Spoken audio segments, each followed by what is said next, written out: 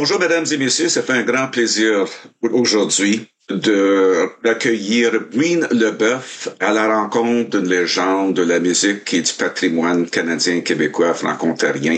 Alors, Breen, merci d'avoir accepté mon invitation. Ça me fait plaisir, Marcel. Comme moi, tu es un gars du Dôme. Tu as grandi à North Bay dans les années 50, un peu les années 60. Parlez-nous un peu de ta famille. Tu es le cadet de trois enfants. Tu as un frère et une sœur qui sont toujours avec nous. Comment Oui. ça s'est passé à North Bay pour un Ah, franco-ontarien? North Bay, c'est une belle ville pour grandir. Tu sais. C'était un environnement très, très sain et, je dirais, riche aussi. On n'était pas riches, on était pauvres, nous. À travers les années, ça s'est amélioré, mais euh, c'était un environnement très, très riche. On était en campagne, en ville. Tu sais, c'est merveilleux, ça. Puis, il y avait du talent. J'étais entouré de monde qui tripait musique. Il y avait aussi les sports. Il y avait tout. On avait tout. C'était une petite ville avec un grand cœur. Puis mon grand frère, Terry, euh, vois-tu, la famille chez nous, là, c'est une famille mixte. Breen Leboeuf, ça paraît un petit peu. Hein. Ma mère était de souche irlandaise, Eva Ça Titchborne. explique Green, voilà. Ça explique Breen pas mal. Breen, c'est un nom de famille irlandais, ça fait que. Puis mon père, c'est un Leboeuf. Puis mes grands-parents paternels étaient plus ou moins unilingues francophones. Euh, Hmm. puis mais chez nous, on parlait l'anglais. Ça fait que j'étais éduqué en français grâce à ma mère. Elle travaillait comme coiffeuse, puis elle payait mon éducation en français, en Oh. secondaire. Et on ne parlait pas le français dans la rue. La langue du cash, c'était l'anglais. Partout et dans tous les business, dans tous les détails, dans tous les restaurants, on se faisait servir en anglais. Puis, apprendre le français, c'était presque un exercice académique rendu là. Hmm. Parce que tu sais, toutes les bosses étaient anglophones. Puis, ça fait que, mais j'étais très content d'être parmi les francophones parce que ça me donnait l'occasion de chanter dans deux chorales. Le choral de l'église Saint-Vincent-de-Paul en français puis en latin, puis la Hmm. chorale de Pro Cathedral of the Assumption. Ouais. Euh, puis ça, c'était en anglais et latin.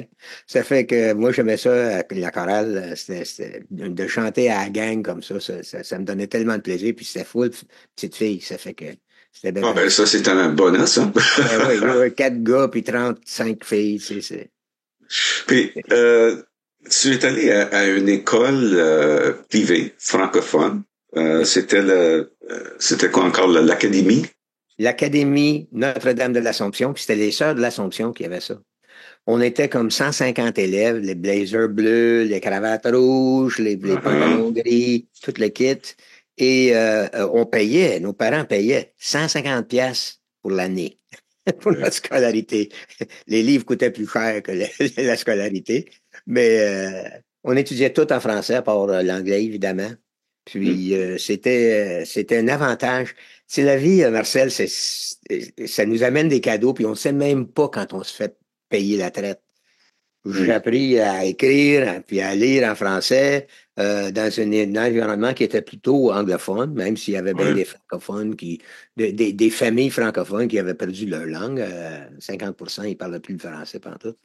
Mhm. Mais, mais je ne savais pas que j'étais pour passer 45 ans de ma vie, 50 ans de ma vie au Québec. Ça fait que c'était vraiment une bonne ado.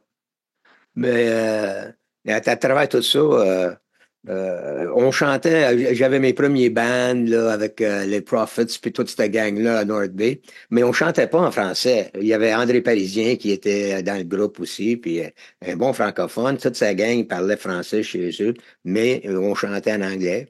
C'était quoi des Puis covers? Covers de quoi à c'était l'époque, des là? covers de Beatles, tout ça. On écrivait des chansons aussi de temps en temps, mais c'était des chansons assez juvéniles, on va dire. Puis on était gênés de notre matériel. On les écrivait pour le fun, on les jouait, mais ça poignait plus ou moins avec le monde. Ça fait qu'on jouait du cover, des Beatles, des affaires de même. Puis beaucoup de rhythm and blues, beaucoup Mhm. de musique danse, donc beaucoup de musique de souche noire. Puis chez moi, j'étais gâté parce que mon frère et ma mère étaient des fans de musique noire. Mon frère, il écoutait Little Richard puis toutes ces affaires-là.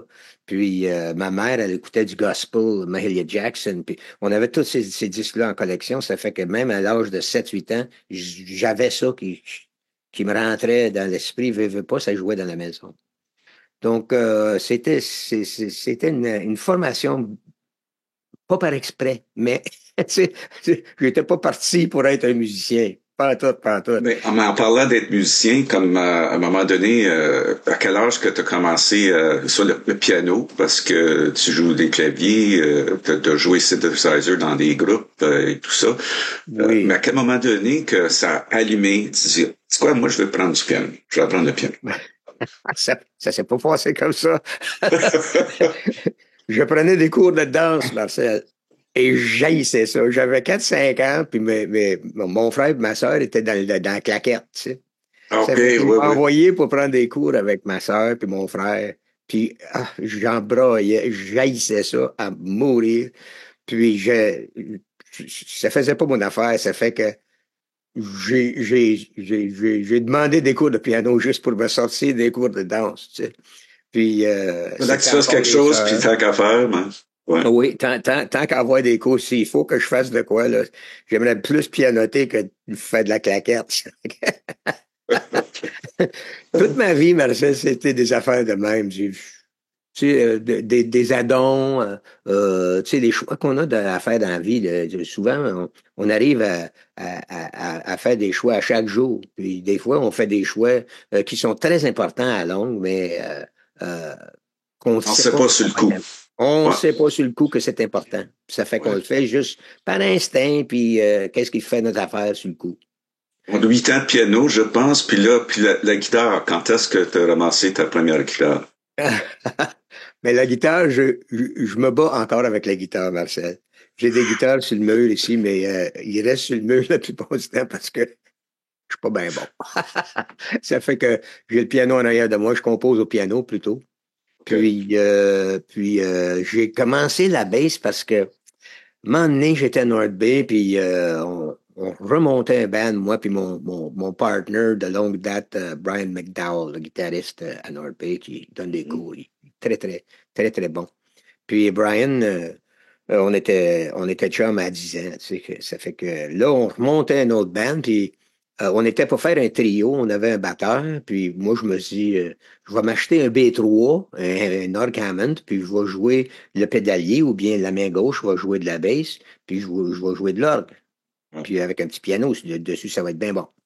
Mhm. Tu sais, à 17 ans, là, à 16, 17 ans, on a du courage, puis on est assez innocent pour pas savoir que ça va être du trouble, puis ça va coûter cher.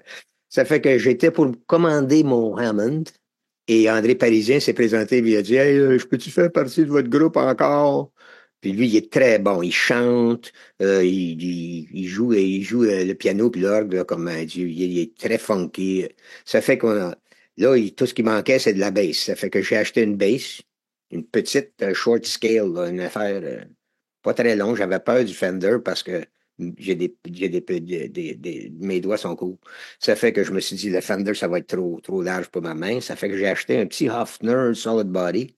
Puis, 3 semaines, un mois plus tard, on était sur scène, puis je jouais de la basse, puis je chantais, puis je savais pas que j'avais fait quelque chose qui était comme supposé d'être difficile. OK. Ça fait que Ça a été c'était juste, naturel pour toi?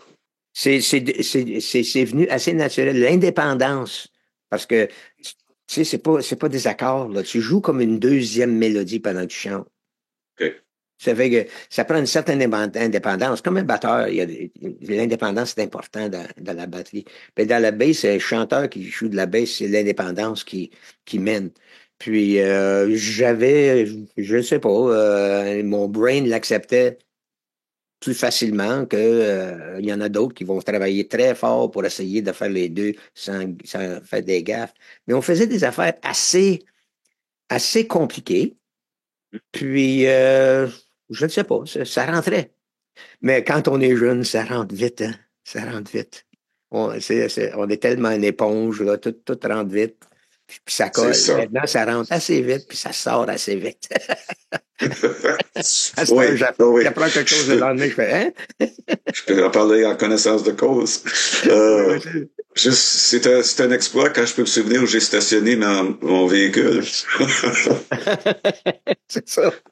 Écoute, à un moment donné, là, ta famille a dit, écoute, là, t'es pas pour aller en musique, là, t'es mieux de faire quelque chose, puis tu viens d'une famille là, où quasiment la business, c'est l'éducation.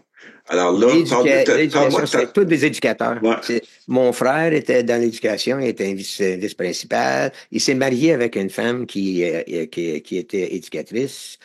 Ma sœur est rentrée dans la même affaire, puis elle s'est mariée avec un gars qui était prof. Ça fait qu'il y avait 4 profs dans la famille.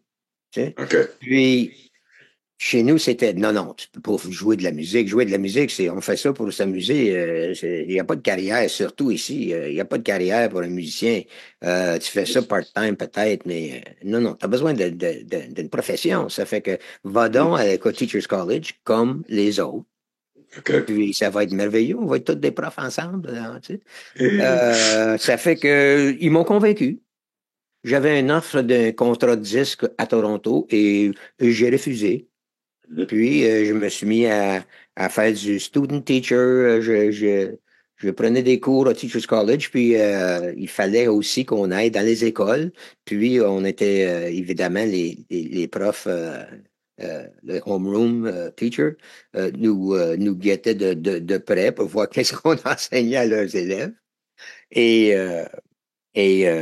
j'étais pas dedans. J'aimais pas ça. Je pognais pas avec les kids. J'avais le feeling de pas être à ma place.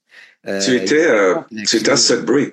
À un moment donné, tu es venu à Sudbury Money, justement pour faire un oui. placement. Sudbury figure dans ma vie, hein. Parce que là, c'était le mois d'octobre, il mouillait, j'étais envoyé à Sudbury pour enseigner, pour enseigner une journée dans une école primaire anglophone. Et il fallait que je commence la journée avec un cours en catéchisme. Et j'ai jamais été un gars de catéchisme, vraiment. C'est ce que je veux dire. J'ai Mhm. étudié avec les sœurs et tout, puis j'étais enfant de cœur. Mais d'enseigner aux autres tu sais, les bases de la religion, là, c'était une idée qui m'avait jamais passé par l'esprit. C'est vrai que je me retrouvais avec j'avais fait un plan d'action pour mon cours, un lesson plan, comme on l'appelait. Ouais. Et je me présente tôt ce matin-là, il mouillait, j'étais déprimé, je savais pas ce que je faisais là, ça gigotait en dedans. Je rentre à l'école, puis la madame, l'enseignante qui était supposée de vérifier mon lesson plan pour voir qu'est-ce que j'étais c'était quoi mon discours les enfants. Elle vient me voir, puis c'était une grande madame, là, elle était intimidante, là, tu sais, moi, je suis pas grand, elle était comme 6 pieds, cette femme-là, toute une madame. Puis elle me dit, Mr. Leboeuf, I can't let you teach this lesson to my children. Mhm. Puis je me rappelle même pas qu'est-ce que j'avais dit qui était pas correct dans le lesson plan, mais je sais pas qu'est-ce qui m'a pris, mais soudainement, il y a quelque chose en dedans qui a fait tic. Et j'ai dit, ben, oublie ça, d'abord, je m'en vais. Je lâche. Elle dit, qu'est-ce que tu faisais? That's it, I quit. Puis je me suis allé fumer une cigarette dans la chambre des profs. Puis le master de North Bay a téléphoné parce qu'ils ont tout de suite téléphoné à North Bay pour dire, hey, votre gars, là, il a capoté. Il a Capoté, ouais. dit, il a dit, Brain, qu'est-ce qui se passe? J'ai dit, bah, fini, pas capable, j'aime pas ça. Je t'offre pas. That's it, that's Yeah. all. Aujourd'hui, Yeah. là. Il dit, ben, qu'est-ce que tu vas faire? J'ai dit, I'm going to Toronto, I'm going to be a rock star. Puis, il y avait un silence, puis après ça, il dit, bah, good luck with that. Je pense qu'il pensait, oh non, non, non, il est parti ses drogues, quelque chose, là, le Ouais, gars, là, ouais. il est plus là. On l'a Ça fait perdu. que, He's gone. ça fait que c'est à Sudbury, un mercredi matin, à pluie, que j'ai décidé d'être musicien professionnel. Puis Et à partir, j'avais puis fait là, beaucoup de shows, ouais, là. J'avais fait beaucoup de musique, mais jamais ouais, avec l'intention de trouver une place OK. dans la communauté musicale pour faire ma vie.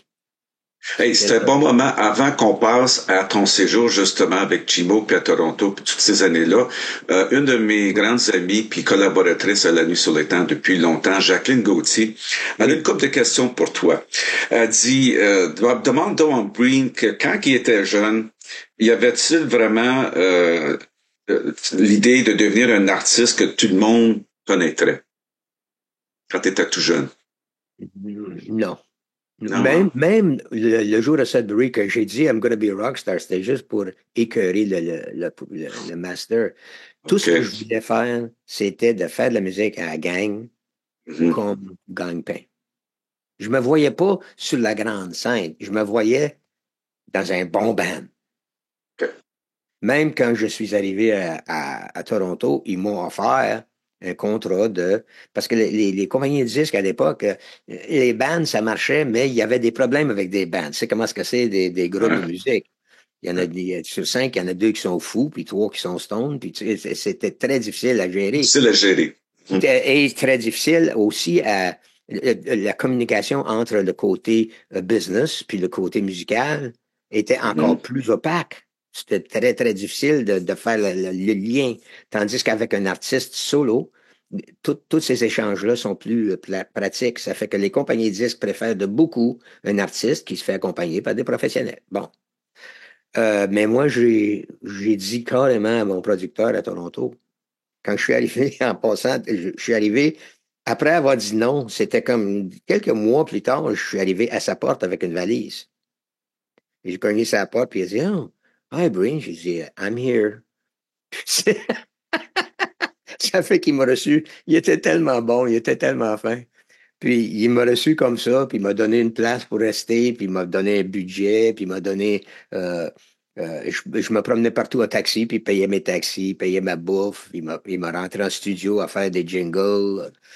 Ça fait que j'étais tellement, tellement bien traité. J'étais tellement chanceux. Mais sans savoir que c'était pour se passer de même. Mais c'était juste, j'ai dit, je veux pas être un artiste vedette, je veux être dans un band, je veux être le chanteur, le front d'un band. Ça fait qu'il faut que on me trouve un band. Parce que des autres à North Bay, il y avait déjà le carrière, tu sais, ça fait que je suis, j'ai fait des jingles jusqu'à temps qu'il m'a trouvé un band, puis c'était les gars de Chimo. Exact. Puis j'étais le kid qui connaissait rien, vraiment rien, là, avec cette Mhm. gang-là. Puis il y avait des musiciens hors pair là-dedans. Il y avait un génie là-dedans qui était malheureusement malade de la schizophrénie. Il y avait d'autres qui étaient multitalentueux. Puis ils ont pris soin de moi, puis on a fait un album qui est sorti aux États-Unis. Puis c'était le départ d'une carrière que quand j'y pense, pour un gars qui a zéro ambition vraiment pour vraiment tu sais, être dans le top 10, là, moi, je voulais juste être là, présent, à faire ça. Puis j'étais C'est content. une band. J'étais heureux à chaque fois. J'étais heureux à chaque fois qu'on avait un engagement. Tu sais, c'est aussi simple que Puis ça. à Toronto, ben avec Chimo, d'ailleurs, à l'émission de Michel Lalonde, je crois que j'ai entendu un extrait de Chimo, puis ça me rappelle le son, en fait, précurseur, ça c'est 70-71, tu sais, de Oui. Alan Parsons Project, ou Yes, ou My Moody Blues. Et Et c'était comme très capoté. On avait un problème. On avait des influences rock, jazz et classique mêlées dans presque toutes les chansons. Donc, il y avait toujours quelque chose qui faisait chier quelqu'un. Excuse la langue. Mais, ouais, parce que les fans de rock, ben, il y avait un petit peu trop de classique pour eux autres. Puis les fans de classique trouvaient que c'était trop rock, puis on avait massacré la musique. Puis les jazzers sont tellement un groupe serré qu'ils trouvaient que qu'est-ce qu'ils font là, les gars? Ça fait que c'était un petit peu peut-être osé pour la situation à l'époque. Et il faut avouer que quand j'écoute Chimo maintenant, je suis impressionné par qu'est-ce qu'on faisait et en même temps euh, je suis euh, un petit peu humilié par ma prestation. Parce Ah, que comment ça? j'ai, parce que j'ai vécu tellement de musique depuis, Marcel, que Ah, OK. T'étais j'écoute les à des chansons, puis je me débuts. dis, j'aurais fait ça comme ça, maintenant j'aurais fait ça comme ça, maintenant le matériel, maintenant quand je l'écoute, méritait plus que j'ai donné, OK. tout simplement. J'étais pas à la hauteur de qu'est-ce qu'on créait, selon Mais mes forces. là, Mais mais, j'avais le potentiel. Mais OK. presque le jour que j'ai commencé à chanter ces chansons-là, on était en studio à enregistrer. J'avais pas le temps de internaliser toutes ces influences-là. J'essayais de faire quelque chose que les gars tu sais, m'aidaient à me donner une direction. Mais hey, il y avait encore l'enfant de cœur là-dedans. Puis, tu sais, les influences que j'avais étaient toutes un petit peu mal ajustées pour cette musique-là. Mais parlons maintenant de Toronto, puis les 8 ou 9 ans que tu as passé sur la route, à faire des 50 semaines, des 6 jours par semaine, même une matinée le samedi.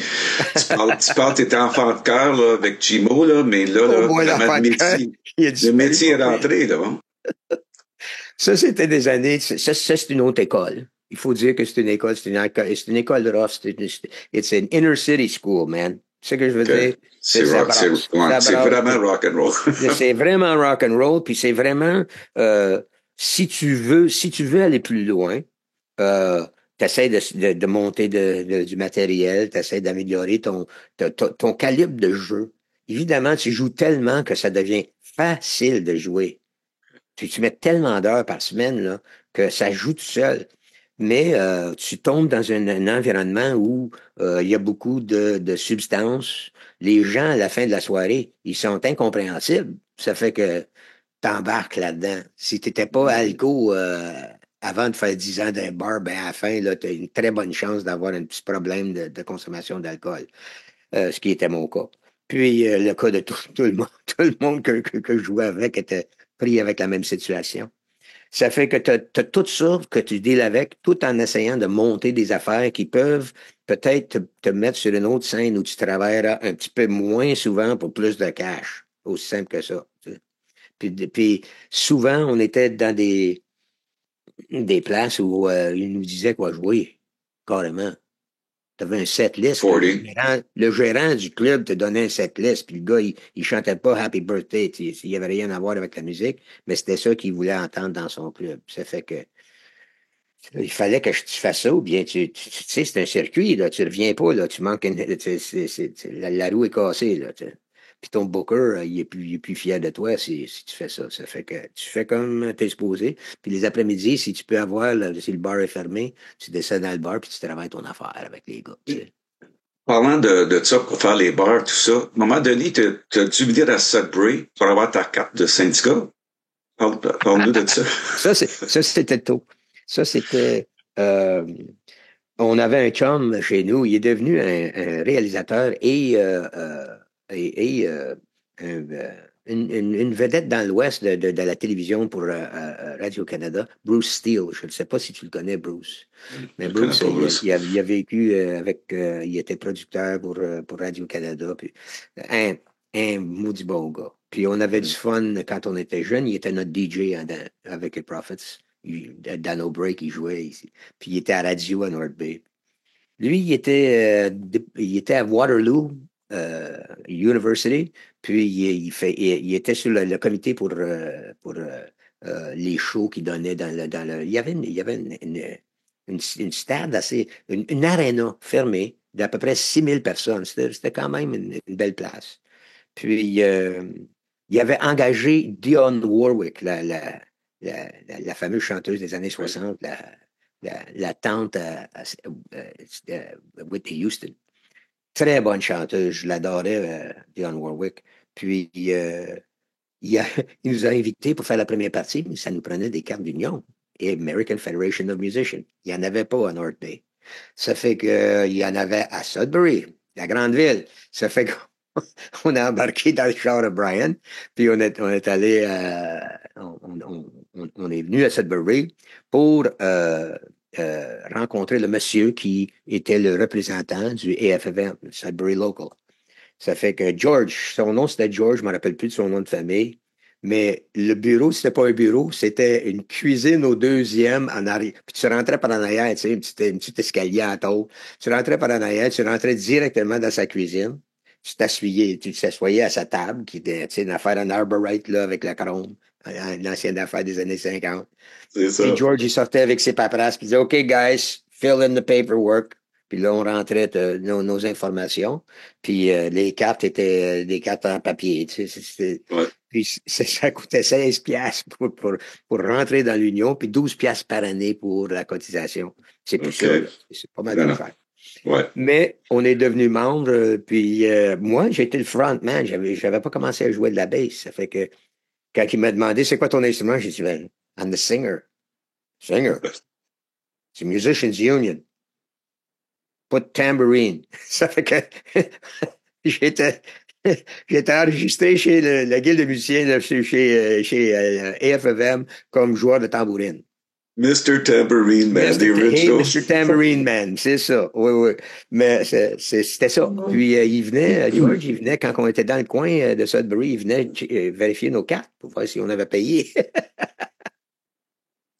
Euh, Mais vois-tu, Sudbury, c'était important dans ma vie parce que c'est là que j'ai pris ma première carte de professionnel et c'est là que j'ai décidé d'être musicien professionnel. Ça fait que il y avait de quoi dans l'air, je ne sais pas si c'était de Smelter ou...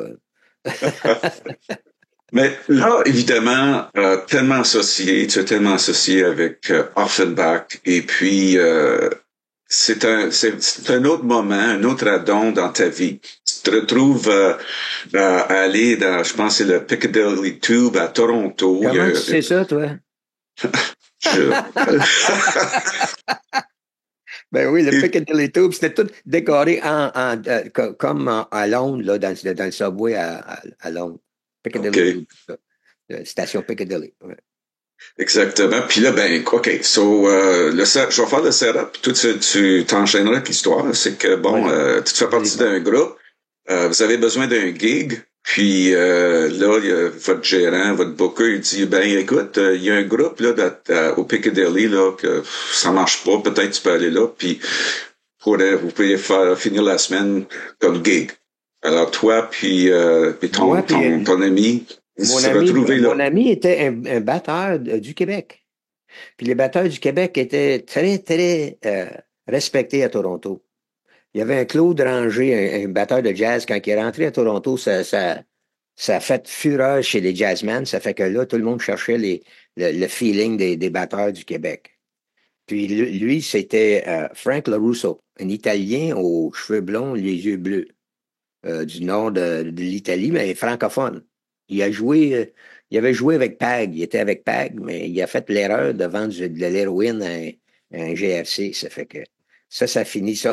Il a passé presque, il y a eu, il était chanceux, il y a eu 2 ans moins un jour, je pense, OK. à Cowansville. Puis quand il est sorti, ben, il était tout désintoxiqué, puis il est venu à Toronto pour jouer. Puis on est Mhm. devenu ben chum parce il était merveilleux, un talent super. Mais Yum Yum, on l'appelait Yum Yum. Puis Yum Yum, puis moi, on est allé là-bas, au Piccadilly Tube, puis c'était Offenbach, la version à 4 gars il y avait 2 qui haïssaient les 2 autres, là. C'était juste comme la fin du quatuor. Il y avait Jerry, Johnny, Willie, puis Oiseau. Réseau, à la Willie batterie. Oiseau, il voulait partir. Ça fait que ça se parlait plus. Mais ça sonnait bien en bande. C'était très OK. bon. Puis j'avais entendu un petit peu à radio, FM, je suis un rocker, des affaires de même. Mais quand j'ai vu Jerry Boulet en arrière de son B3, avec sa chevelure, puis tu sais, il était pas grand, Jerry, 5 pieds 6. Tu sais. OK. Mais la grosse voix qui sortait, puis le B3 qui était, tu sais, juste parfait pour le rock, là, ben, ben garnotte. Ah ouais. J'ai capoté, j'ai tombé en amour avec la bande tout de suite. Puis, mon Frank, le batteur avec moi, il dit, je les connais, ces gars-là. C'est des gars que, hey, Jerry, il le connaît depuis les gants blancs. Ça fait que on a fini la soirée à la table avec Jerry et Johnny à tanker des grosses bières, tu sais, des affaires. Puis Mhm. ça finit en chummy. Puis on n'était pas capable de parler aux gérants du club puis de les faire sortir. Même si on crevait de faim, là, c'était pas cool d'essayer de les faire. Mais c'était Ça. vrai qu'il y avait peut-être 4-5 personnes dans le club. Parce que Jerry chantait en anglais, mais ça paraissait pas. Son accent était tellement fort que ça sonnait français, oui. À ce Mais point-ci, on va. c'était là que je les ai connus et OK. c'est là que tout de suite, on était bien. Tu sais, quand tu es bien avec quelqu'un, là, ben, moi puis toi, quand on s'est connus, on était bien avec l'un avec l'autre tout de suite. Ouais. Ben, ça arrive avec une certaine pourcentage des gens qu'on rencontre. Puis avec moi, puis Jerry, puis Johnny, c'était ça. J'étais bien avec La eux. fraternité. Oui, oui, on était confortable tout de suite. Puis, on n'exigeait rien de l'autre. Tu sais, c'était chill. Ben chill. Ça fait que tout de suite, je les aimais, les gars, puis je me suis dit, ben, they're very cool. Ça fait que ça s'est passé comme ça, puis quelques mois après, j'ai été invité pour les revoir à Humber College. Parce que le Ah, technicien que j'avais, un de mes grands chums, un technicien à Toronto, il faisait la navette pour faire Offenbach avec son truck puis son système de son. Puis lui, il m'a connecté avec le booker en Ontario, puis le reste du Canada, était un gars que je connaissais bien, il m'a booké. Puis en fin de compte, c'était le booker d'April Wine plus tard aussi. Ça fait que George, il m'a dit, ben, viens-t-on les entendre, Brain? Sais-tu, ils cherchent des joueurs. Puis encore, j'étais avec un guitariste. On mhm. crevait de faim encore. On avait un bon band, là, quelque chose d'original, puis de vraiment avec un son unique. Mais il y avait pas de place pour nous à Toronto à cette époque-là. Puis il y avait personne qui voulait nous ramasser puis nous donner un coup de main. Ça fait qu'on crevait de faim. Puis là, on avait une coupe d'offres à Toronto pour changer de band. Mais j'ai dit à Doug, j'ai dit, ah, on y va-tu les voir où est-ce qu'ils sont rendus? Il y était 5 musiciens Offenbach. Puis, il y avait deux qui partaient. Il y avait Norman Kerr qui partait pour l'Europe. Puis, il y avait le bassman. Puis, il y avait le guitariste Jean Miller qui partait pour... parce qu'il... Corbeau. Ouais, c'est ça. Bien, évidemment, il est devenu très important dans la vie de Corbeau puis de Margeau. Mais Jean, il était tanné de cette situation et de ce répertoire-là. Ça fait qu'il voulait quitter et faire l'autre chose.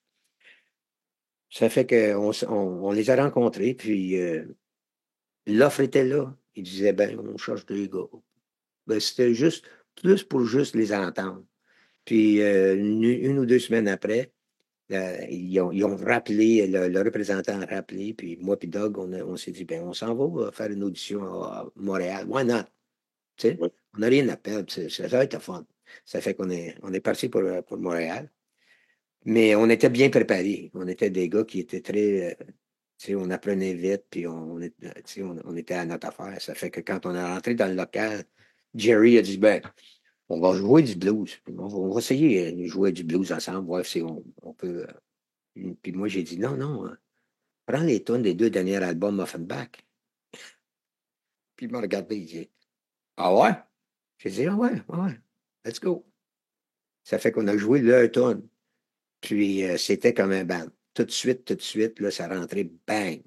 Puis, tu sais, je faisais des back voice toute le kit. Ça fait qu'à la fin de peut-être une heure de musique, un meeting d'Offenbach en Jerry puis Johnny. Jerry regarde Johnny puis fait. Puis Johnny fait. Puis that was it. Oh mon Dieu. Ouais. C'était ça, là. Il était pas des grandes gueules comme moi, mais autres. Puis, ouais. Puis moi puis Doug, on était sur scène une semaine après à Massey Hall à Toronto avec Offenbach. Incroyable. The shortest business meeting. Mais c'était génial. C'est ce que je veux dire. Quand tu dis que pour un gars qui avait pas de plan puis il était pas tellement sérieux dans son ambition. Tu sais. J'étais sérieux quand ça venait à jouer. Mais dans mon ambition d'avancer dans ma carrière, là, where's the gig? C'était ça ma question. Tu sais. Puis c'est ça qui m'arrivait. Des affaires comme ça, juste boum, comme tu sais, on a silver platter. Les années d'Offenbach ont été vraiment extraordinaires. Ça a marqué l'imaginaire du patrimoine canadien, québécois, franco-ontarien et tout ça. Ah ouais. Puis même à la fin des années 70, début des années 80, moi je disais, tu sais là, Brie de Bœuf, John McGill, ils viennent de North Bay. Ah oui, Mars, oui, oui. Ah oui, puis tu sais, Garolo, ben, Michel puis Marc Lalonde, c'est des Franco-Ontariens. Alors, tu sais, c'est un Franco-Ontarien qui fait partie d'un des plus grands bands de l'histoire du Ben oui, Québec. on était un paquet d'Ontariens sur la tournée Québec Rock. Ben oui, Il y ben avait moi les puis frères ma gang, Lalonde. on était, ben c'est ça, moi puis ma gang, on est allé justement à ce spectacle-là de North Bay, puis c'était en anglais The Return of Breen and John McGill, puis tout ça, Ouais. puis Zachary Richard était là. Ça c'était avant que je rencontre Michel Lalonde, puis que je book de ses jours, puis je deviens ami. Puis j'ai Ah oui. rencontré Zachary une couple d'années, donc tu sais, ça nous a touché, toujours touché. Puis justement pour un jeune comme moi, puis toute la gang qu'on avait, c'est sûr que dans les parties, notre anthem, c'est deux autres bières, puis mes blues passent plus dans la porte.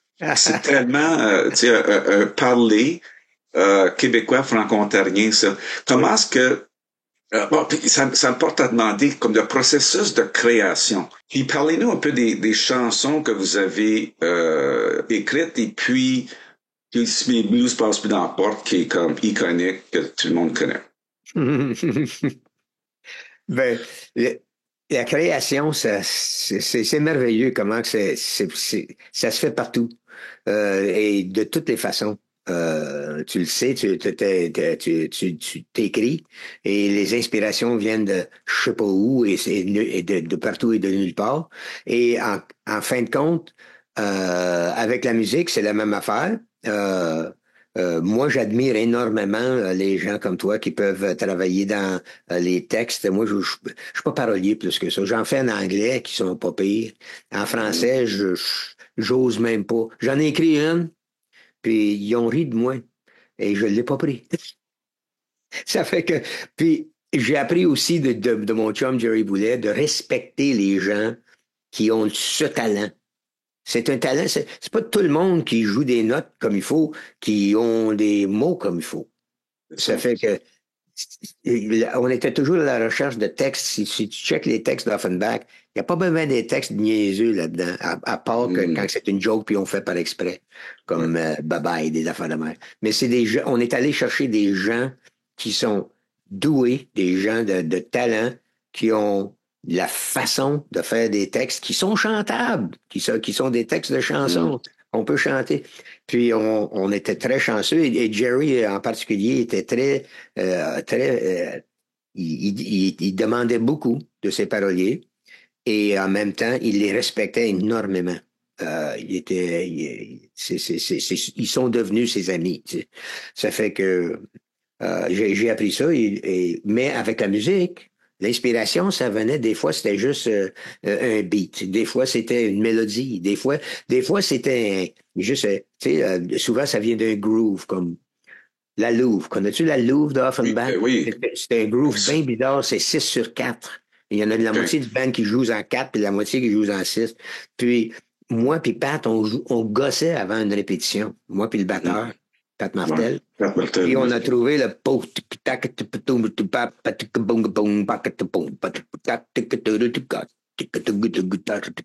juste pour le fun. On jouait ça, puis on avait tellement le fun de le jouer qu'on a écœuré les gars pendant qu'ils montaient leur gear. On n'arrêtait pas. On jouait juste le même loop, c'était mais avec des sourires fendants, tu sais. Puis Ouais. John, à un moment donné, tu sais, il l'a catché puis il a fait OK, on fait une tourne avec ça, c'est sûr. C'est- Mais des fois, ça vient d'un texte, Mm. souvent. Mes blues passent plus dans la porte. C'était un texte qui a donné lieu à ça. Et c'était un texte de quelqu'un qui avait déjà fait beaucoup de textes pour la musique. C'était Pierre Huet qui écrivait Gabriel, pour ouais. Beau Dommage. Mhm. Et il écrivait des super belles affaires pour Beau Dommage. Et il savait qu'Offenbach avait renouvelé son personnel et était pour faire un album. Puis il voulait faire partie du party. Puis il voulait changer d'un petit peu tu sais, changer d'encre dans son crayon pour quelque chose d'un petit peu plus rock and roll. Ça fait il a présenté un texte à Jerry comme carte de visite. C'était Mes blues passent plus dans la porte. Oui. Et Jerry l'a lu, puis il l'a bien aimé. Après une couple de questions, là, le drug secours et tout ça, là, ils se sont parlé de ça. Mais il avait mis ça de côté pour le projet. Puis il savait que moi, je voulais chanter. Je lui avais dit que je ferais partie du groupe si j'avais le droit de chanter de temps en temps, parce que moi, là, faire du back voice, c'est bien beau, j'aime ça. Mais ça me prend de temps en temps. Il faut que je colle une tonne sans ça. D'ici, je vais être frustré, puis ça ne marchera pas pour moi. Puis il a dit avec plaisir, tu sais. Ça fait que là, il m'appelle une bonne journée, puis il dit, hey, on va travailler ta toune, là, le texte que je t'ai montré là, de Pierre Huet, on en a jasé déjà, viens-donc chez moi, puis on va regarder ça ensemble. Puis il avait acheté un nouveau piano. Un piano, un petit piano appartement acoustique. Puis il m'avait appelé avant, puis il avait dit, Brain, tu connais ça, les pianos? J'ai dit non. J'ai eu un piano, mais il dit, ben les marques de piano acoustique, c'est quoi qui est bon? J'ai dit, je ne sais pas. J'ai dit, je le sais, ce qui m'est arrivé avec un piano acoustique pas cher, c'était pas bon. Ça s'accordait pas. Ça, c'était un Mason Rich. Si tu t'achètes un petit Mason Rich, tu vas avoir de la misère au Canada de la garder accordée. Ça fait qu'il m'appelle un mois plus tard, puis il dit, c'était quoi le nom encore du piano qu'il fallait pas acheter? J'ai dit, Mason Rich. Il dit, fuck. J'ai dit, j'ai dit, non, t'as pas acheté. Il dit, ouais. Il dit, elle est accordé, là, mais je ne sais pas. En fin de compte, il l'a pas gardé longtemps. Mais on est allé chez lui, puis sur le Mason Rich, on a fait Mes blues passent plus dans la porte, puis ça a pris comme une demi-heure. Parce que c'était bien écrit. Le parolier avait écrit un texte qui était super chantable, avec les temps forts à bonne place, avec des voyelles pour chanter des notes longues, avec un rythme déjà. On savait que c'était un 6-8, juste à le lire. Que, Ça aurait été un travail monumental d'essayer de faire ça en 4-4. Tu sais? Ça fait que lui, il l'avait pensé en 6-8 quand il l'a écrit, c'est sûr, les accents étaient là. Ça fait que ça s'est fait tout seul. C'est quasiment Pierre qui a écrit toute la tonne. Je devrais pas dire ça, il va vouloir toutes les royautés. Mais, mais, mais c'était tellement. Jerry avait sorti le patang, batang, batang, batang, le piano riff de l'intro. Puis on est parti avec ça. Puis je l'ai presque chanté cold. wow. Tu sais, il y avait un bridge à écrire, puis ça a pris 2 minutes. Puis on était assez wise pour savoir, hey, c'est bon comme ça, là. On laisse ça de côté.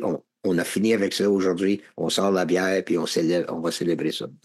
Puis, malheureusement, ou heureusement, je ne sais pas, mais c'est la seule chanson qu'on a écrite ensemble. Ça fait que Destin disait que cette tune-là, c'était supposé être écrit par nous autres, j'imagine, je ne sais pas. Mais on a collaboré sur des idées de chansons. Parce que des fois, les chansons étaient, tu sais, tout le monde pluguait une idée. Oh, moi, je sais ce qu'on devrait faire là, qu'est-ce qu'on devrait faire là, on mettrait un autre accord là. Tu sais, ça fait qu'il y avait beaucoup de complicité quand on montait des nouvelles affaires. John McGill arrivait avec des affaires qui étaient vraiment presque finies, par contre. Okay. Ça fait que il était ouvert à des idées, mais tu sais, quand c'est complet, tu dis, bon, on pourrait jouer avec puis le défaire, mais pourquoi? C'est déjà fait. D'autres affaires sont, tu les commences, tu les mets de côté parce que c'est pas ça. Puis là, tu reviens plus tard, puis tu prends une partie de ce que tu avais fait, que tu aimais au début, puis tu le sors de ce projet-là, puis tu le mets dans un autre projet, puis ça fit merveilleusement. C'est vraiment génial que l'inspiration peut venir de tellement de différentes sources. Et surtout quand tu as beaucoup de gens talentueux qui sont autour, puis chacun a l'humilité d'accepter des suggestions des autres. Et la générosité de faire de la place pour l'idée de l'autre. Oui, exactement. Puis, à un moment donné, on a parlé tantôt justement de la fraternité, de la complicité que tu as établie dès le début avec Jerry. Oui. Dans nos autres jasettes et converses, ce qui m'a frappé, c'est que tu as accepté que Jerry, c'est le frontman, puis qu'il n'y a pas de jalousie là, que toi, tu savais que tu avais ta place, tu un peu comme son lieutenant. Oui. Donc, et puis, donc parler un peu de ça, cette relation. Parce que quelque chose que les gens savent pas, probablement, c'est que on sait que Jerry est décédé à un jeune âge. Oui, 44 ans. Il est décédé le 18 juillet 1990, puis le 18 juillet, c'est ta fête, si je me trompe pas. Oui, oui, Tu parles oui. de sa complicité, un frère, et un peu votre relation. On, on, on était comme, il y a très peu de monde dans ma vie avec qui, moi, je suis pas un ange, je me pogne avec le monde des fois sur des niaiseries, tu sais, Mm, et je m'en veux par après, tu sais. mm, Mais, tu sais, c'est humain, tu sais. Je m'en veux, mais pas longtemps, parce que je me dis, c'est comme ça, qu'est-ce que tu veux? ben oui. Qu'est-ce que tu veux que je fasse? Oui. Ça fait que Jerry et moi, par contre, on avait juste, parce que Jerry il parlait pas beaucoup, pas beaucoup, euh, mais il communiquait bien. Il communiquait avec, avec la foule qui était au Forum de Montréal sans leur parler. Mhm. Bien sûr, il y avait deux, trois mots à dire. That's it, that's all. Pas Ouais. d'explication pour les chansons, rien. Mais il m'avait communiqué. Quand je suis rentré dans Offenbach, je n'étais pas là pour prendre sa place. C'est Mm, fou de regarder quelque chose qui marche puis d'avoir l'intention d'aller le défaire. Tu sais ce que je veux dire? ouais, C'était innocent, ça. Ça fait ouais. que si je voulais faire partie, il fallait que je trouve ma place dans ce qui existait déjà et non pas défaire ce qui marchait. J'ai reconnu ses forces et ses faiblesses. Il a reconnu mes forces et mes faiblesses et il m'a respecté et je l'ai respecté. On s'est jamais pogné. 13 ans, j'ai travaillé proche de Jerry. J'étais le seul, la gang qui est resté avec lui pour le projet Rendez-vous doux, euh, euh, qui a vendu 400 000 disques. En passant, c'était un grand succès pour le Québec. Puis, euh, on se poignait jamais. On était souvent pas d'accord. Mais être pas d'accord avec quelqu'un, ça veut pas dire se poigner puis de faire de se pomper. Ça C'est veut ça. dire que, OK, c'est à ton tour. Toi, tu as raison quand ça vient à ça. Peut-être que c'est moi qui devrais te donner exception parce que, après tout, c'est toi qui fronte la machine. Ça fait que c'est toi qui est le vendeur. Il faut que tu crois dans ce que tu vends. Ça fait Oui. que je viendrai pas te filer quelque chose là où t'es pas confortable. Ça fait que moi, je jouais le lieutenant, puis le gars qui baquait, le gars, quand j'étais sûr qu'il pilait dans le caca, là, une de ses idées était pas correcte, je le jugeais pas. Je me disais, ben, cette fois ici, il est un petit peu à côté de la traque, selon moi. Ça fait que je suis mieux de le baquer parce que là, c'est là qu'il va avoir besoin de mes efforts. Oui. C'est pas quand il peut mettre tout sur ses épaules puis y aller tout seul. Mhm. C'est quand il a pris un chemin qui est plus dur. Ça fait on savait tout ça. Il savait que je pensais de même. Ok. Tu sais. Puis, pour cette raison-là, euh, on s'entendait sur la façon de procéder, même si on n'était pas tout à fait dans le même affaire. Puis, j'étais bien content de ça parce que avec les années qu'on a passées ensemble, j'ai appris que oui, c'est une bonne affaire de fonctionner de même. Mm. Oui, c'est une bonne affaire. Ça me faisait mon affaire. Ça faisait son affaire. On était contents et heureux de nos efforts ensemble, moi et lui. Ça fait que on était assez chanceux d'être capable de communiquer cette façon de travailler tôt dans notre relation et ne pas dire ben je vais t'impressionner puis après ça tu peux faire ce que tu veux avec. Non, non, c'était pas ça. C'était vraiment un teamwork. Puis on faisait un mot du bon temps. Merci, parce que comme tous les albums avec Offenbach, les albums live, tu sais, au Forum de Montréal, Colisée, comme tu dis, ta collaboration avec Rendez-vous doux, Oui, c'est tellement une belle complicité. oui. Ben, on connaît la voix de Jerry, hein, une voix rauque. Yeah. Mais toi, comment tu qualifies ta voix? Parce que toi, tu as trouvé ton registre avec Offenbach. Oui, mais encore, on se complétait. On n'était pas. Tu sais, j'essayais pas de sonner comme Jerry. Mhm. Mais t'as Il ton faisait registre à déjà. toi. Il faisait déjà. Oui. On n'avait pas besoin de ça, on l'avait. Ça fait que moi, il fallait juste que je trouve des façons de l'encadrer quand il avait besoin d'accompagnement vocal, de finir les phrases pour que ça soit pas un caca, tu sais, qu'on finisse les phrases ensemble. Jerry avait des tendances vocales que il était beaucoup moins flexible que moi. Il avait un style très. Quand Jerry trouvait une façon de chanter une tune, il chantait toujours de cette façon-là. Moi, je suis le contraire. Je j'ai pas de mémoire pour ce que j'ai fait tantôt. Ça fait que c'est plutôt spontané et j'ai de la misère à doubler ma voix, mettons, en studio. C'est très difficile parce qu'il faut que je réécoute chaque ligne pour me doubler. Tandis que lui, ça venait tout seul, doubler sa voix. Il doublait pas anyway, c'était assez gros sa voix, il avait pas besoin de doubler. Mais moi, j'essayais de amener une autre signature harmonique qui marchait. Quand deux personnes chantent ensemble, des fois, des duos, ça ne devrait pas exister parce que ça sonne pas bien ensemble. Il y a des voix qui clochent. Il y a des voix qui ont une signature harmonique. Deux belles voix, tu les mets ensemble, oh, c'est pas beau, tu sais, parce qu'il y a une affaire harmonique qui arrive qui est pas nécessairement agréable à tous les oreilles. Puis il y en a d'autres que c'est naturellement boom, tu sais, les Everly Brothers, deux frères, les autres, là, ils sont nés à chanter ensemble.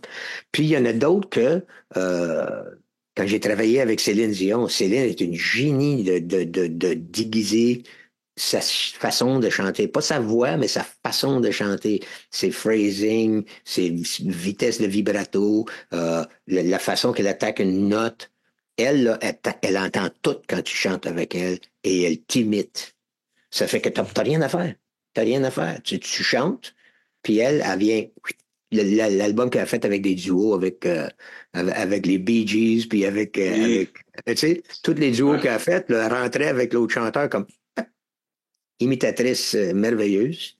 Puis ce talent-là, je l'ai un petit peu. Je l'ai un petit peu. Ça fait que quand j'entends que ma voix ne marchait pas avec un autre chanteur, je peux faire des ajustements subtils euh, qui aident à, à l'harmonie des deux voix, tu sais, à la façon que les deux voix marchent ensemble. Puis c'est pas une affaire que tu t'étudies, tu le fais ou tu le fais pas. Ça, ça s'enseigne pas, ça. Exactement. C'est comme quand j'ai demandé à mon ingénieur préféré, Ian Terry, un grand ingénieur, un grand ingénieur. J'ai dit, Ian, je commençais à studio. How does the EQ work? Comment ça marche les EQ sur le board? Il dit, tu tournes le piton jusqu'à temps que ça sonne bien. C'était pas très académique, son explication. Non. C'était vrai.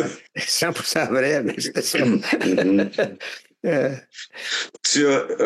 Donc après que le dernier spectacle officiel d'Offenbach 85, comme tu dis, tu as continué à collaborer avec Jerry, tu as fait une tournée incognito avec Céline Dion.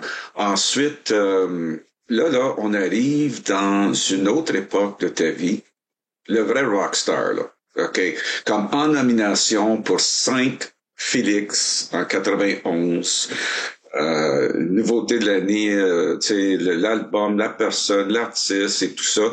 Et donc, t'as 3 albums qui ont été que tu as produits, 91, 94 puis 2000. Oui. Mais parle-moi de ces années-là. Tu as mentionné quelque chose tantôt de tes années dans les bars. Comment est-ce que c'était vraiment, premièrement, comment tu contrôles ton ego quand tu es adulé comme tu l'as été au Québec pendant, non seulement avec Offenbach, mais comme soloiste? Comment tu peux éviter les pièges de tourner, puis tout ce qui entoure ça, là, les accès qu'on peut avoir quand tout le monde te considère comme le rockstar? Ben alors, il y a des fois que tu es considéré comme un rockstar, puis des fois que tu es considéré comme, oh, regarde, le petit brou.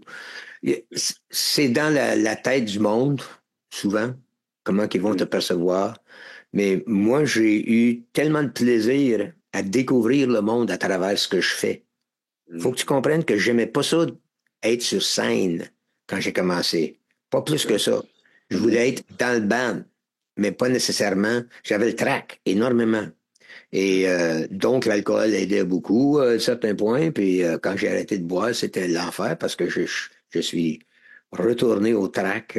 C'était très difficile pendant une période. Mais de découvrir le monde, parce que quand j'ai commencé, là, je jouais tout le temps les yeux fermés. J'avais peur du monde et je jouais pour jouer et je jouais pour partager ce que je faisais avec amour. Puis, euh, j'avais aucune notion d'entertainer. J'avais pas ça. Ça fait que j'ai découvert le monde à travers les expériences. Et quand j'ai découvert le monde au point que j'étais à l'aise, j'étais très plus que content de sortir après les shows puis d'aller parler au monde. J'étais plus que content quand les gens me dérangeaient. Est-ce que je vous dérange? Non, non, non, tu me déranges pas. Puis, même les dérangeants, les gens qui dérangent, il y en a qui dérangent. Même eux autres, je me disais, ah, c'est pas la majorité, donc je vais prendre ma patience en main, puis je vais essayer d'être fin quand même, puis je vais me trouver une excuse pour sortir un moment donné. Mais j'apprécie le monde. Ils sont cool, ils sont vraiment fins avec moi. Puis j'ai appris à les aimer pour le fait qu'ils sont là, ils écoutent la musique. C'est une activité qu'ils aiment. Tu sais, il y a des gens qui ont des activités absurdes et monumentalement stupides, tu sais, des affaires violentes, des affaires négatives, des affaires, tu sais, tout ça. On a toutes sortes d'humains, hein. Mais les gens qui viennent nous voir, ils sont tous corrects. Un kid qui ramasse la guitare, il peut être pourri à la guitare, mais il n'a pas ramassé un gun. Ça fait qu'il fait mon affaire, lui. Je l'aime bien. Ouais. Tu sais? Puis, c'est ça. Guitars not guns. Je vis dans un monde où je suis choyé d'être dans ce monde-là, et non pas, excuse, dans ce monde-là, et non pas l'autre côté de l'affaire où c'est une game de survie fuckée, compliquée. Tu sais. Donc, j'avais pas de guerre avec mon ego. Mon ego est encore là, puis il est sain, puis des fois, je m'en sers quand c'est le temps. Mais on a tous un ego quand même, tu sais, on vit avec.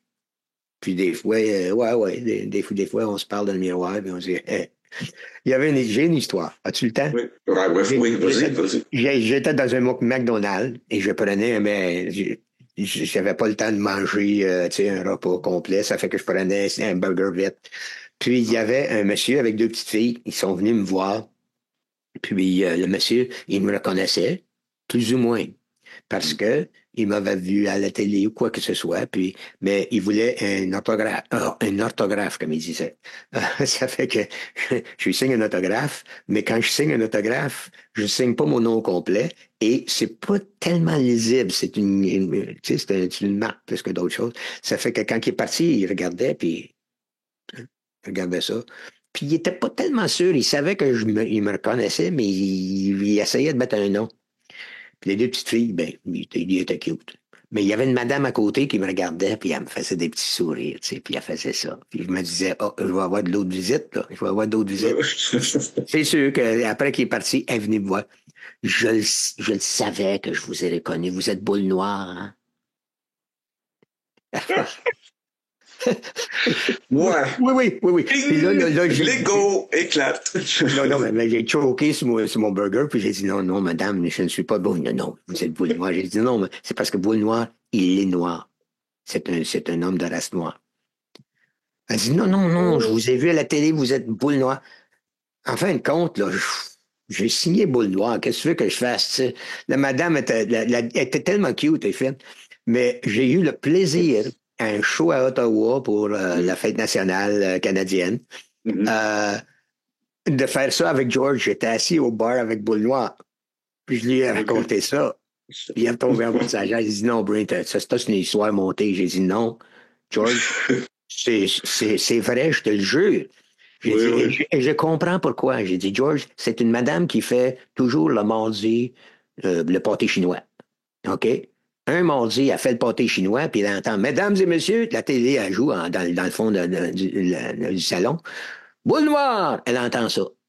Le mardi après, elle regarde la télé, c'est ma face. Je suis boule noire. Voilà. C'est ce que je veux dire. Dans sa tête, je suis boule noire. Ça fait que on n'est pas tellement important. Tu sais. On rentre en deux pâtés chinois des fois. Tu sais ce que je veux dire? C'est ça notre classe. Ça garde quelqu'un humble, hein? Oui, exactement. C'est bon pour l'humilité. Ouais. Puis, ben, c'était un grand plaisir de le dire à George parce que Ah oui, c'était ça un gars c'est tellement aimable. merveilleux comme histoire, ça.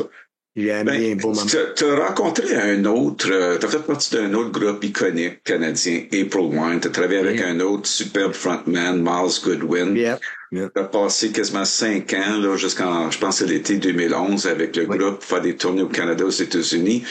Brièvement, peux-tu donner un peu un sens de ta relation avec Miles? Comment ça se compare, si tu peux le comparer à Jerry, ou bien cette complicité avec le band? Parce que, autre chose que j'ai pas mentionné tantôt, c'est qu'avec Jerry Mercer, puis John Miguel, vous aviez, juste avant que tu sortes avec ton album, vous avez fait le Buzz Band. Ben oui, on avait un trio qui est devenu un quatuor pendant un petit bout. On avait Jeff Smallwood avec le groupe, on était quatre pendant quelques mois. Puis ça, que c'était bon vocalement. Ben, Jeff, il joue puis il chante tellement bien. Mais non, le Buzz Band, on a fait quelques années ensemble. Puis c'était un plaisir de faire ce projet-là, vraiment. On a joué des bonnes places avec Buzz Band. Puis faire l'album, c'était long par contre. Parce que côté budget, là, on le faisait en petit bout. Puis John était jamais... John en studio, là, il adore le studio. Ça fait que il avait jamais fini. Tu sais. Il s'en allait en studio tard la nuit où les heures coûtaient pas cher, puis il faisait rentrer des horns, puis soudainement j'entendais la tune, puis oh, il y a du brass dessus. Ça fait qu'il était toujours en train de gosser après l'album. Ça fait que ça a pris plusieurs années pour vraiment finir le projet Boss Band pour le sortir sur le marché. Mais il y a encore des belles affaires sur cet album-là. Là. C'est très bien. Il y a évidemment il y a des sons de l'époque et il y a peut-être un petit peu trop de reverb à mon goût maintenant, mais ça c'est des affaires qui changent avec les années. Il y en a beaucoup, il y en a moins, il y en a beaucoup encore. Tu sais, c'est des affaires qui sont des tendances. Le temps presse un peu, Oui. mais donc, La nuit sur les temps.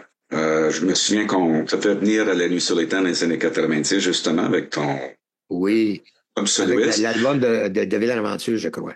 Exactement. Puis là, l'an dernier, pour les 50 ans de La nuit sur les temps, t'es venu aussi, t'as fait Oui. Fureur. C'est Ah, c'était le extraordinaire. D'ailleurs, fun. c'est là qu'on s'est rencontrés. Puis là, La nuit sur les temps cette année, un projet, une soirée exclusive montée par toi sous Oui. la direction Oui. musicale de notre Daniel, mais ami non. Daniel Pétard, Ah, artistique, quel acoustique, bonhomme, oui. électrique, les Oui. multiples facettes de Green. Ben, tu Qu'est-ce sais, qu'on va on voir a puis commencé entendre? ça, on a commencé ça en douceur, en Zoom, Mhm. puis parce qu'on est loin l'un de l'autre, mais on n'est pas loin l'un de l'autre quand ça vient à faire de la musique, par contre. On est proche. On s'entend bien. Et c'est un homme, il est pas juste intelligent et habile, il est généreux. Donc, Ça, c'est vrai, ouais. bring on, amène les idées. Tu sais ce que je veux dire? Puis Mhm. il est chill, il est prêt à essayer n'importe quoi. Ça fait Ouais. que euh, c'est un projet où c'est flatteur au bout parce que ça me donne une chance de faire une rétrospective moi-même Ok. des affaires. Il va y avoir des affaires dans ce show-là que j'ai pas joué depuis longtemps, que j'aime beaucoup, mais pour une raison X, je joue avec des musiciens qui sont pas familiers avec, puis je voulais pas coller une autre répète pour monter la chanson, ça fait que je ne l'ai pas joué. Puis quand il y a tellement de chansons, quand tu as tellement de choix de répertoire, là, il va y avoir des bonnes affaires que tu vois pas pendant un bout, puis quand tu le réécoutes, tu dis, hey, écoute donc, je devrais jouer ça. Ouais, Et c'est ouais. ça qu'on va faire. On va jouer des affaires comme ça qui ont gardé leur valeur. Puis quand on regarde en arrière, des fois, comme on en a parlé tantôt, des fois, ça regarde pas aussi bien qu'on pensait à l'époque. Et des fois, on se dit, man, on l'avait l'affaire, tu sais. Cette session-là, ça groovait. Hey, puis c'est donc intéressant, cette tune-là. Puis regarde, le texte marche encore. C'est pas du vieux, là. C'est de l'intemporel. C'est incroyable comment ça peut s'appliquer maintenant. Ça fait que j'en ai de ça. Ça fait que je les sors pour ce spectacle-là, puis je vais me payer le plaisir d'essayer de les rendre comme il faut. Tu sais, Oui. parce que je ne suis plus à la même place. C'est musicalement ou personnellement ou l'âge. On parle pas de l'âge, OK, Marcel? Non. OK, on arrête. Mais tout ça, là, ça va affecter je vais faire une interprétation de mes propres chansons qui va être spéciale pour la nuit sur l'étang.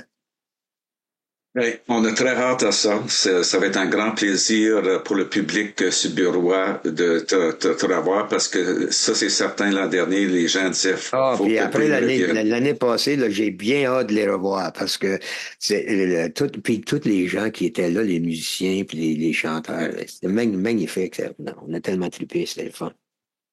Alors sur ça, je te remercie encore en parlant d'être généreux. Tu es généreux avec ton temps. Et puis c'est un grand plaisir d'avoir eu cet entretien que moi je considère historique avec une légende qui est maintenant un ami. Je te remercie beaucoup, Breen. Merci à toi, Marcel.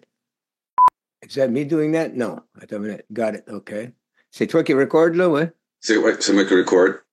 Moi, je vais. Écoute, là, les mains qui peuvent. C'est bien pas chier, là. Hey, francophone, hein?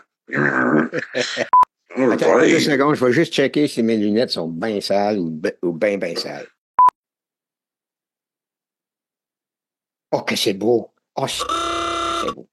Puis là, tu peux voir. Là, I can see c'est the hey, blind man. Marcel! Hey, Ah, yo! ouais.